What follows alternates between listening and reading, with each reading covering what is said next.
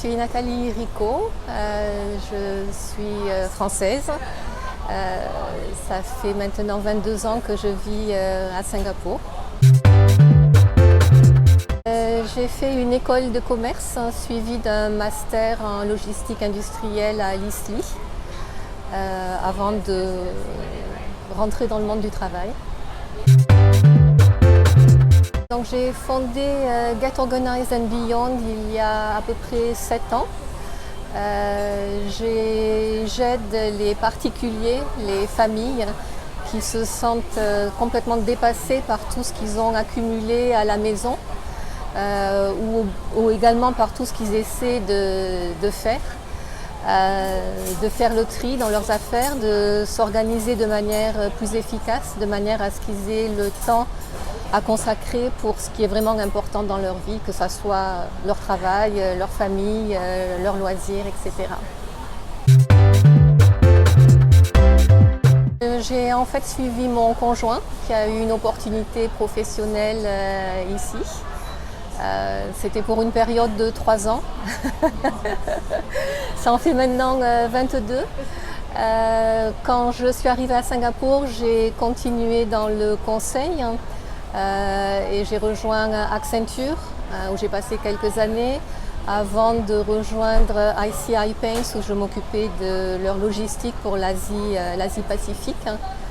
Et mon fils est arrivé il y a 16 ans. Je voyageais beaucoup à ce moment-là pour mon travail, environ 60 à 70% de mon temps. Mon mari également, donc ça mettait pas mal de pression sur la famille, donc j'ai décidé de quitter le milieu d'entreprise.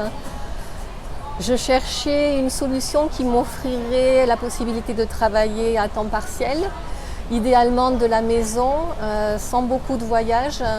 Et malheureusement à Singapour, ou en tous les cas à ce moment-là, donc il y a à peu près 15 ans de ça, c'était pas vraiment évident, donc j'ai décidé de créer ma propre société. J'ai créé une première société de conseil en logistique. Donc j'offrais des services dans le domaine du conseil, du recrutement et aussi développer des formations dans ce secteur-là. Et il y a environ 9 ans de ça, j'ai fait une petite transition. Et décidé de me consacrer à une passion qui me venait de l'enfance et qui était l'organisation.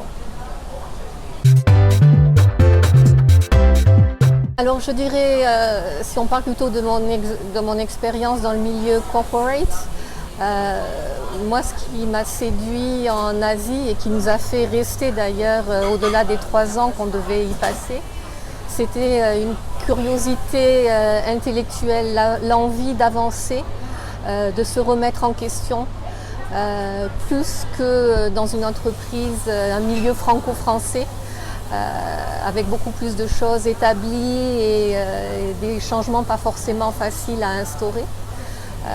Donc cette curiosité et aussi la diversité culturelle quand on travaille avec des gens dans différents pays où on peut vouloir mettre en place le même projet mais qui va prendre des chemins différents parce que tout le monde fonctionne de manière différente. Je dirais c'est ce qui fait la différence pour moi avec la France. En tous les cas, ce que j'avais pu en vivre il y a plus de 20 ans de ça.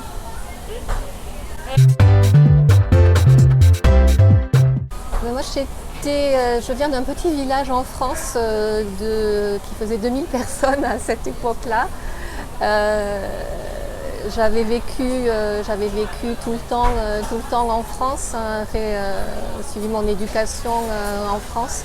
J'avais fait pas mal de projets en Espagne parce que je parlais espagnol. Mais effectivement, venir en Asie, c'était un peu un grand pas forcément la maîtrise de la langue, la culture forcément très différente.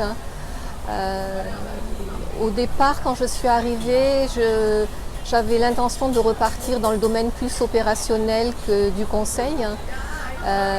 Et en fait, gérer des équipes sans avoir cette expérience préalable sur le plan culturel a été pas évidente à vendre.